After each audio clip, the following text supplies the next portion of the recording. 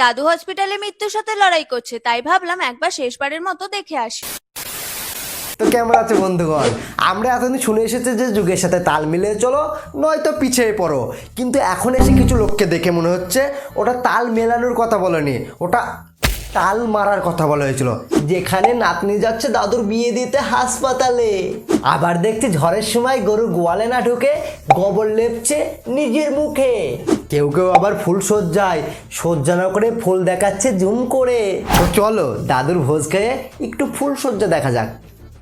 দাদু হসপিটালে মৃত্যুর সাথে লড়াই করছে, তাই ভাবলাম একবার শেষবারের মতো দেখে আসি। আরে তোমার মতো গুণধর নাতনি থাকতে দাদু কেন মৃত্যুর সাথে লড়াই করবে? তুমি সাজুগুজু করে হাসপাতালে চলে যাও অ্যান্ড মৃত্যুকে বলে দাও নো ফাইট। আমি ইজিলি আমার দাদুকে তোমার হাতে তুলে দিচ্ছি, তোমরা দুজনে শান্তি বজায় রাখো। হ্যাঁ, হঠাৎ করে খবর এসেছে দাদুর অবস্থা নাকি খুবই খারাপ। এর আগে কিন্তু দাদু অনেকবারই হসপিটালে ভর্তি হয়েছিল, কিন্তু তারপরেও সুস্থ হয়ে বাড়ি ফিরে এসেছিল। তাই প্রথম দিকে মনে হচ্ছিল যাবো না, পরে মনে হলো যাই গিয়ে একবার দেখেই আসি। সিনেমার বিন্দু মাসির সাথে এর একটু মিল আছে। সিনেমাতে বিন্দু মাসি নিজের হাতে মানুষ খুন করতো, আর এদিকে রিয়েল লাইফে নাতনি একটু মেকআপ করে গিয়ে দাদুকে স্বর্গে যাওয়ার ব্যবস্থা করে দিচ্ছে। ব্যাস একটুই মিল আছে। তবে একটা মজার বিষয় কি জানো তো, এই দাদুই কিন্তু ছোটবেলায় আমাকে বিয়ে করতে চাইতো। আর দাদুর খুব কপাল ভালো, বাস্তবে তোমার মতো মেয়ের সাথে বিয়ে হয়নি, না হলে হয়তো ফুলসজ্জার রাতে প্রথম ব্লগে দাদু টপকে যেত।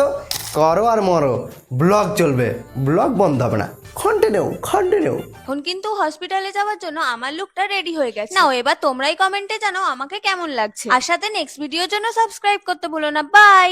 এইসব দেখার পর হাসপাতাল কর্তৃপক্ষ নির্দেশ দেবে এবার থেকে হাতে নয় মুখে স্যানিটাইজ করে ভিতরে প্রবেশ করতে হবে, না হলে মেকআপের গন্ধে রোগীদের শ্বাসকষ্ট হচ্ছে।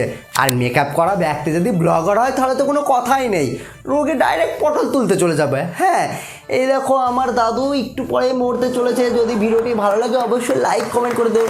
দাদু মরবে তো, অনেক সাবস্ক্রাইব হবে, মরে যাও। হ্যাঁ, ওকে, বাই বাই।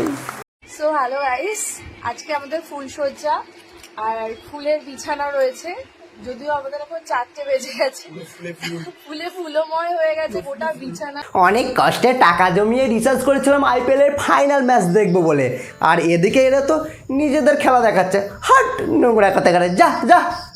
আর ভাই ফুলদের আবার ফুলের বিছানা দিতে হয় নাকি? এদের দিতে হবে কাঁঠার বিছানা। যখন পিছনে আলপিনের মতো গুঁতো লাগবে তখন বুঝবে আসল মজা, মানে ওই কি গুঁতো লাগার। ফুল সজ্জা কি হয়?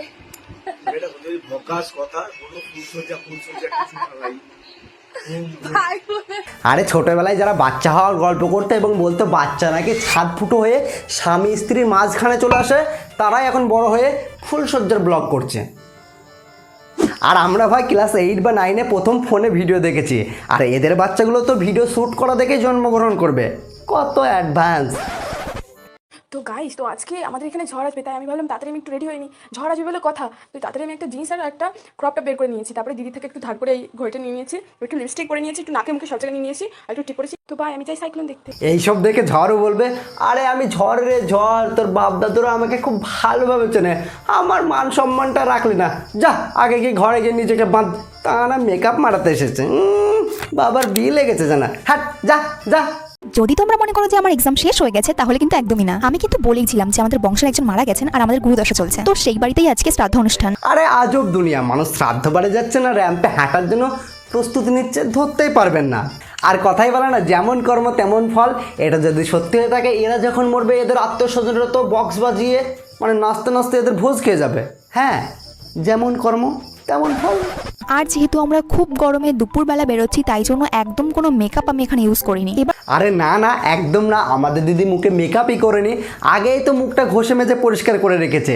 এখনই যেটা আছে ওটাই তো মেকআপ করা, আবার মেকআপের ওপর কি করে মেকআপ করবে, তাই না?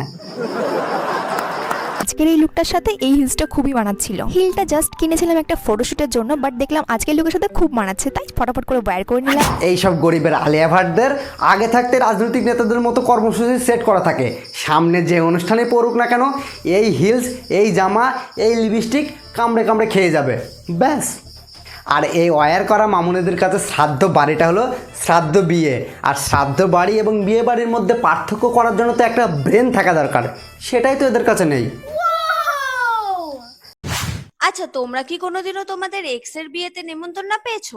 আরে এক্সই তো নেই তো নিমন্ত্রণ কি করে পাবো? আর এক্স লেটারটা আমাদের কম বছর ছাড়া তেমন কোনো জায়গায় ব্যবহার করা হয়ে ওঠেনি, তাই না বস?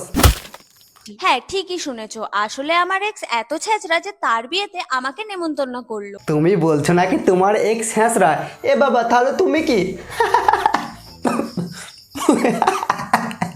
কোনো এত নিচ মানসিকতার লোক আছে যারা মানুষকে রূপ দিয়ে বিচার করে। ছাড়ো ওইসব কথা, কারণ ছোট লোকদের চিন্তা ভাবনা ছোটই হয়। হ্যাঁ ঠিক, রূপ দিয়ে মানুষকে বিচার করা একদমই উচিত নয়। আর যারা বিচার করে তারা ছোট লোক, আর যারা ঘন্টার পর ঘন্টা রূপ নিয়ে বসে থাকে, রূপ নিয়ে চর্চা করে, তারা কি লোক? অবশ্যই তারা বড় লোক, কারণ রূপচর্চার জন্য যে জিনিসগুলো লাগে সেগুলো কিনতে টাকা লাগে, আর বড় লোক না হলে এসব তারা কিনতে পারে নাকি? হ্যাঁ রে পচা, একদমই ঠিক বলেছিস। কত টাকা কেজিতে বুদ্ধি কিনে এনেছিস সোনা? কত টাকা কেজি তোর বুদ্ধির?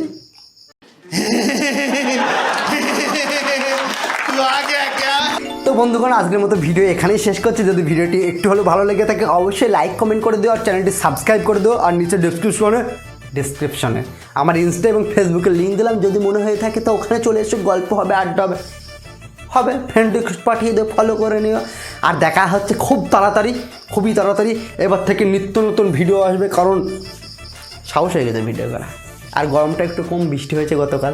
তো আজকের মতো এখানেই শেষ করছি, দেখা হচ্ছে খুবই তাড়াতাড়ি। তো চলো, বাই সোনা, বাই।